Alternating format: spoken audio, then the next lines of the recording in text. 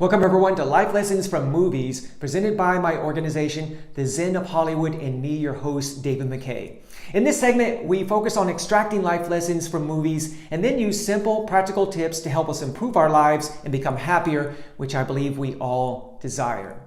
Okay, today's theme is Ignite Your Passion in your relationships and perhaps life in general. And we'll examine this all-important theme through the Good Film Book Club, starring Diane Keaton, Jane Fonda, Candice Bergen, and Mary Steenburgen.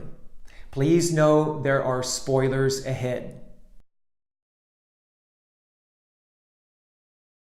Okay, this film focuses on these four women who are good friends, and they're getting on in years. They're not senior citizens, but they're in the last chapters of their life. And they form this little book club amongst them. They get together once a month to read a book and talk about it, right? And this month's book is the spicy, erotic novel, 50 Shades of Grey. Now, all four of these women lack passion in their lives in terms of their relationships or lack thereof. So I'm going to talk about this very briefly in terms of all four characters. First of all, Diane, played by Diane Keaton. She's a widow, and she's at the point of her life where she's thinking that she may never have another long-term relationship until Mitchell comes along, Andy Garcia, and shows great interest in her. So she's dealing with that.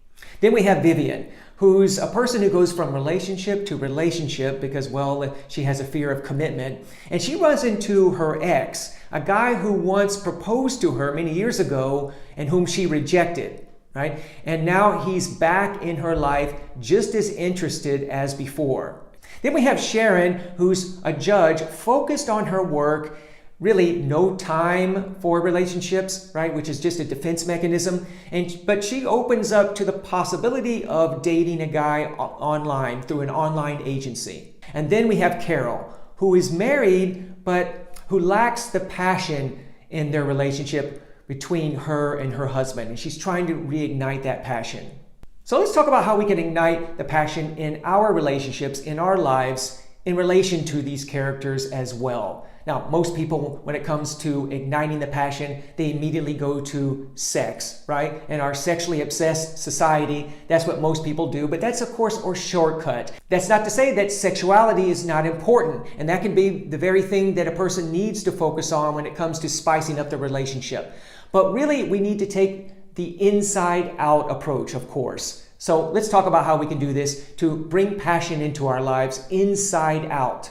Okay, step number one is we need to have high self-esteem and high self-worth. Now, this may seem obvious, and we've heard it all before. Until we love ourselves, we can't really love others. But this is so true, right? Because when we don't accept ourselves, we end up projecting that lack of self-acceptance onto others. And we might end up blaming people, or perhaps we become very needy, or we might even shut people out because we don't want them to see a part of us that we don't really like. Now you might say to yourself, of course I like myself, I love myself. Really?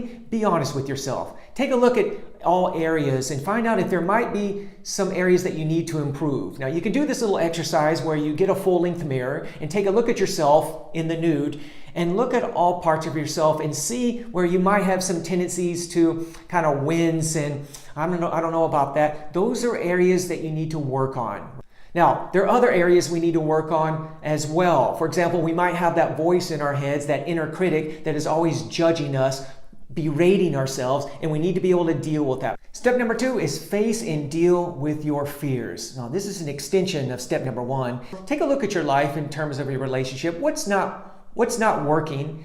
And ask yourself, in terms of your inappropriate behaviors or angry reactions, for example, ask yourself, what's the fear here? Now, notice that in the film, Vivian had her fears, for example, a fear of commitment, and she had to deal with that, right? The fear underneath that was preventing her from opening up to loving relationships. Now, step number three is intimacy. Once we're standing on high self-esteem and self-worth and we're moving through our fears, then we can open up to others. Now, intimacy is nothing more than having people truly see and understand everything about us, our thoughts, our fears, our emotions, and vice versa. This is the beginning of communion, when we really make a connection, a deep connection with the other person by being vulnerable, right? It involves taking a risk, right? We have to take a chance. But when we do so, and the other person reciprocates, we really make that connection, that intimate connection, which is so important. Okay, the next step, the final step, is loving dedication and devotion. Once you have that intimacy, that connection, you're really listening to that individual, for example, then you can make your partner your top priority, right? You make them a part of you. You dedicate yourself to them, fulfilling their needs and wishes, supporting them in the way that they would want to be supported, including praise, right? Praising them, showing appreciation. Now, don't get me wrong, this is a two-way street. You're obviously also getting your needs met.